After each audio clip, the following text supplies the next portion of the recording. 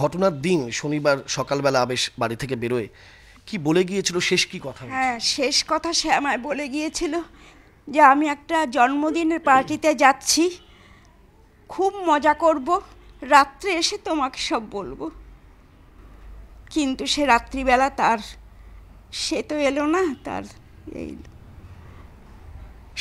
কফিনে শুয়ে তার বডি এলো আমার কাছে। আপনি তো গোটা ঘটনাটাই জানেন, কি বলবেন, কি মনে হচ্ছে আপনার? গোটা ঘটনার মধ্যে আমার মনে হচ্ছে যে মার্ডার, এইটাই, আর কি বলবো। সেই জন্য আমি একটা সুবিচার চাই,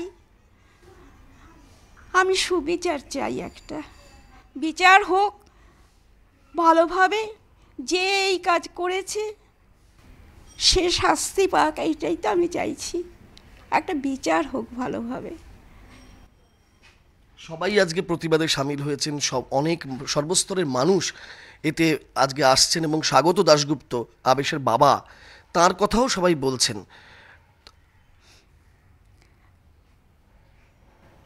স্বাগত তার কয়েকদিন মাস আগেই, মাস তিনেক আগে, সম্ভবত 14ই ফেব্রুয়ারি স্বাগত চলে গেছে। স্বাগতকে আর এটা দেখতে হলো না। তাকে আমি মনে করি যে আমার নাতিকে সে ঠেলে দিয়েছিল, নাতি পড়ে গিয়ে ওইভাবেই হয়েছে, অর্থাৎ নাতিকে খুন করা হয়েছে, এটাই আমার ধারণা। তাই আমি একটা সুবিচার চাই, যে কাজ করেছে সে শাস্তি পাক, তা নাহলে আমি মরেও শান্তি পাবো না। এই তার শেষ কথা আমাকে। ঠাম্মা, তোমায় এসে আমি সব বলবো, আজ আমরা খুব মজা করতে যাচ্ছি একটা জন্মদিনের পার্টিতে। ওটাই আমার কাছে ওর শেষ কথা।